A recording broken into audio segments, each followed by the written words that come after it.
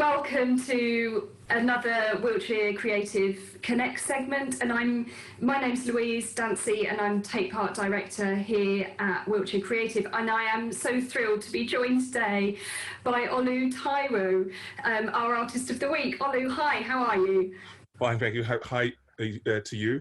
I'm so honoured to be asked to be part of this, and I'm really excited to see how this develops. Brilliant. And of course, we would love to be sat together somewhere creative to have this discussion, but we're not. We're, by the power of Zoom, having this lovely discussion, and we'll touch on that in a minute. But Olu, for people who don't know your work, would you be able to just very briefly describe your practice, or how you would describe your practice or your work? So my practice recently is mainly geared around movement and spoken word. But overall, my interest is really examining the relationship between body and technology, and how effort is being traded by digital alternatives. And in some cases, that's quite beneficial.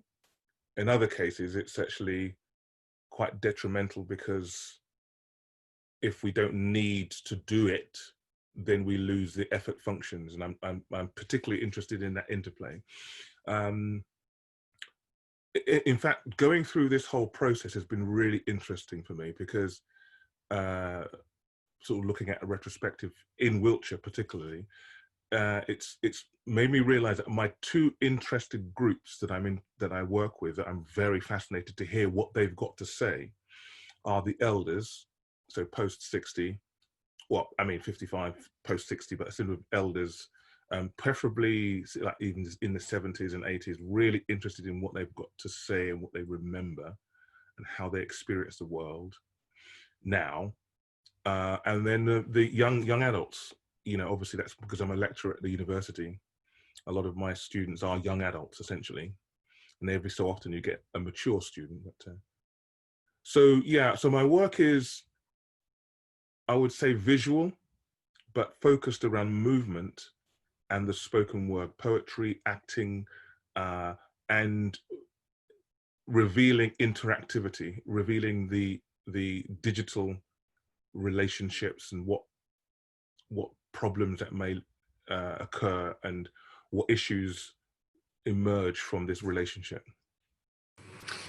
And so, as you say, this is such an extraordinary time for your work, for you to develop your work while we're living this environment where there's such an awareness of our human interaction with digital technology. And of course, as your role as Artist of the Week for us, you've facilitated an interesting exploration between those two different age groups that you describe, and you'll be able to see some of the results of that on the website page as part of your Artist of the Week. So that's been great to be able to explore those passions of yours in terms of people you like to work with. And who or what inspires you? It's a question that young people ask me all the time. Oh, as artists, who inspires artists? Because they inspire us. So is there anything in particular, or somebody that inspires you? Well, my tastes are really eclectic, Louise. See, one of the things that, so it ranges. I was very influenced when I first started to engage in art, because my first degree is in fine art. I was very influenced by the Impressionists. I liked the idea that these Impressionists were people who, you know, so Degas, you know, Monet, Van Gogh, you know, I just liked this sense that this new tube paint was coming online, which meant that you didn't have to mix the paint. You know, before the Impressionists, what you had to do was you had to go and sketch lots of ideas outside, then go into your studio and mix your paint, because the paint could set. So it was like had to be all done under, under controlled conditions. But then suddenly this new tube paint came out, which means that you could just go outside. But of course, when you're doing still lives inside, you could only control the light. You can control the light as much as you want, with candles and various things. And therefore you can keep the same perspective there. So when you're in outside, the light changes because of the sun. And of course, then they had this thing of, oh, right, okay, so if I want to get the impression of this particular scene, I can't do all the detail stuff. I've got to make an impression. I've got to get it down quick. And that, I liked that immediacy. I love that sort of the skill it takes to be able to see an impression and capture it. So the Impressionists made an, but also I was very influenced by, again, going backwards to people, look back and sort of forwards, like Fela Kuti, who's a Nigerian kind of poet, singer, and invented Afrobeat. So rhythm was a really powerful thing for me. And he was, alongside people like Bob Marley, they, in that time, were speaking about the Black experience in a kind of global context. They were a voice, and it was often coded.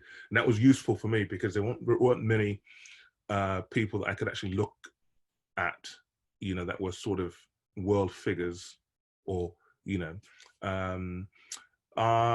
terms of movement and dance, I was very influenced by Michael Jackson, early Michael Jackson. I liked he's another person that was at the cutting edge of movement and music, and used that kind of, he took on the James Brown thing of funk and real kind of movement and spiritual dancing that, in the same way that some of the spiritual singers, like,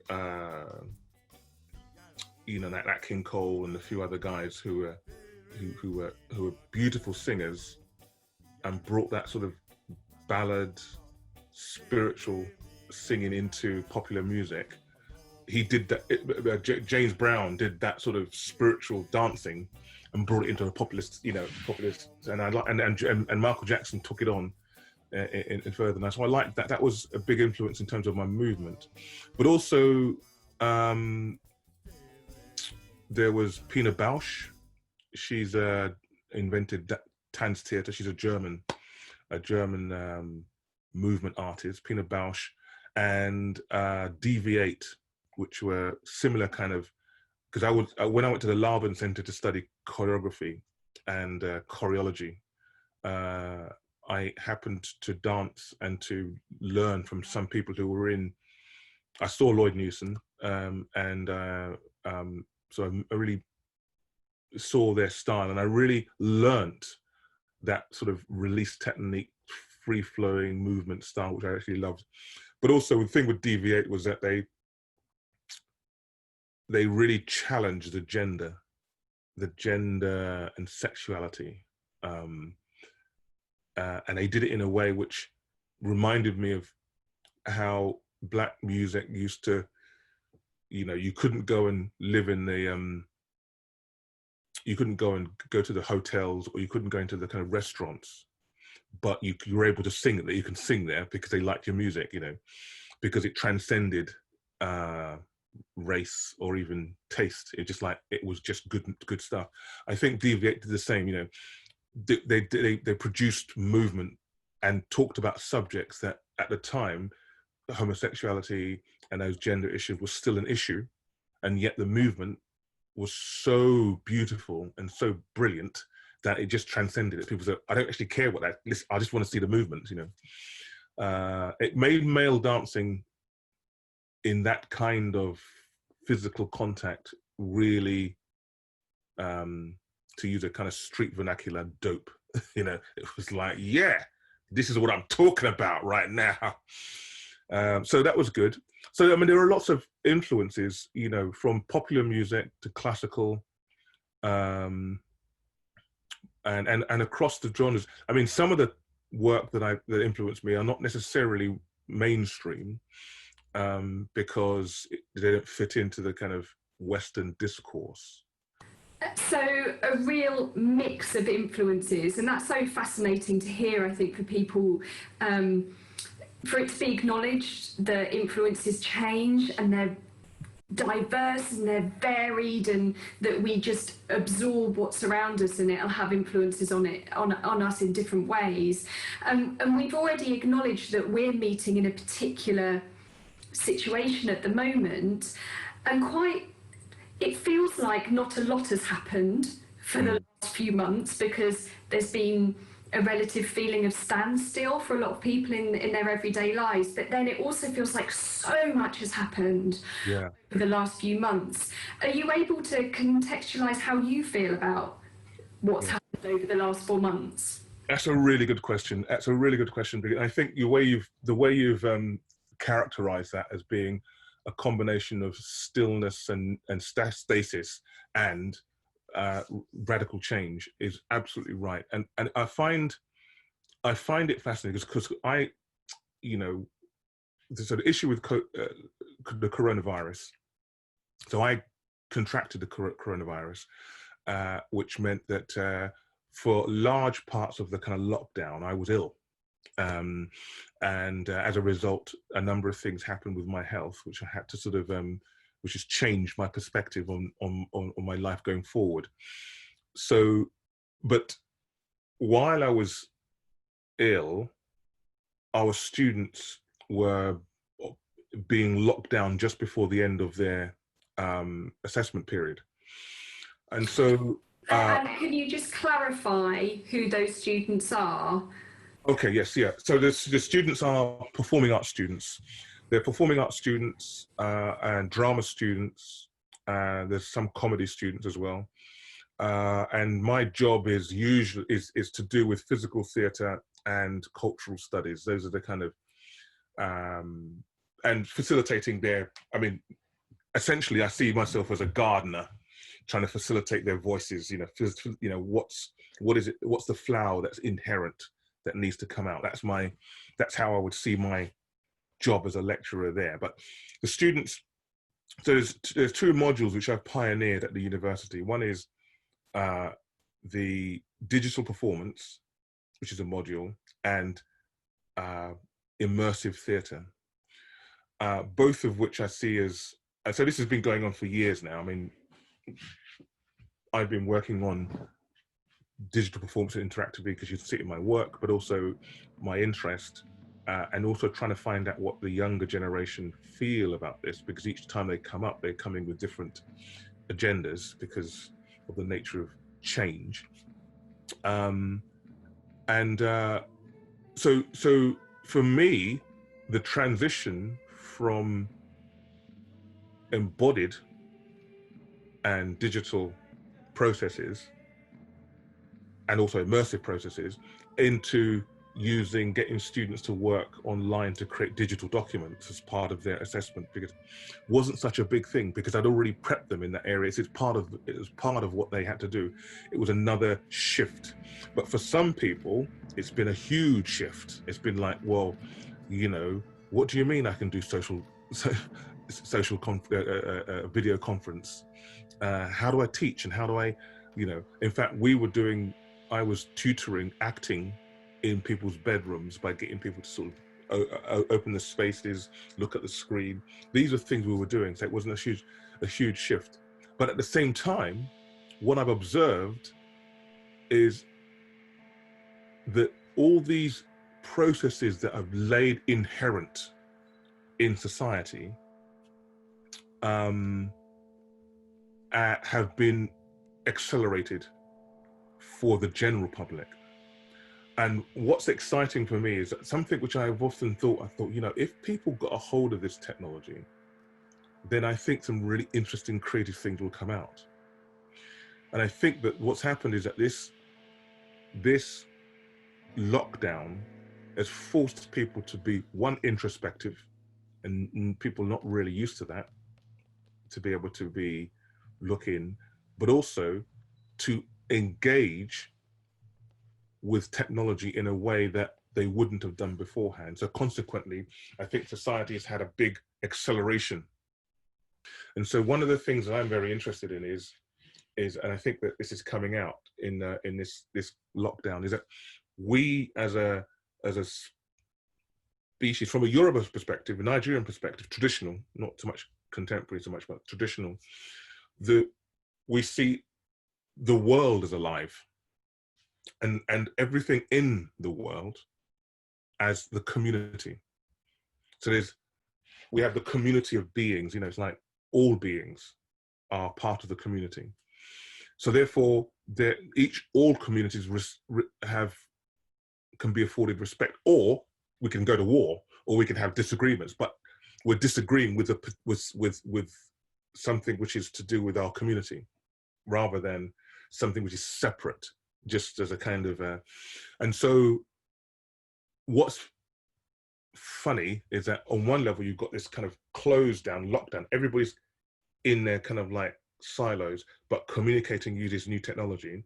And then you find there are like animals venturing into cities, you know, and suddenly the skies are much clearer, and people looking up and thinking, my God, the skies are so blue, you know. And there's a kind of irony where the nature has gone, oh goodness, I've got a bit of space to actually breathe. Dolphins are coming upstream because the water is, you know, and all these things which I think is clearer, you know. So I think that's I find that aspect of it interesting, that there's this lockdown, this area of time that we're in, this period of time that we're in, has created many paradoxes, and again, ripe for exploiting for art. Yeah, it's going to be really fascinating to see the development of artists and what direction they go in. And I was going to absolutely acknowledge that and say, do you think, you know, when you talk about that complete gap between animate and inanimate, has that reduced during this time, because so many people have embraced what's surrounding them and what's outside their back door, because that's all they've had for a period of time. And surely that means people are better connected to place. Yeah, it's, you know, Louise, we hope so. You know, I mean, do you know what I mean? We hope so. And I think that, and so I think that this, you know, like you're saying, I think that the period of time that we're in, this lockdown, has and should bring people closer to nature, because it's like suddenly they're seeing their neighbors, you know, and they're maybe going out in their gardens, seeing the animals that visited their gardens, you know, and in a way which they probably wouldn't have had that before. But the march of capitalism, the march of money, progress, is so persuasive that if we don't have artists, educators, administrators that are encouraging people to become more critical and examine what they're seeing and experiencing, you know, habit will just come back again, and we'll be just driving motor cars on the road and building things and forgetting that there was a time that showed us a different way.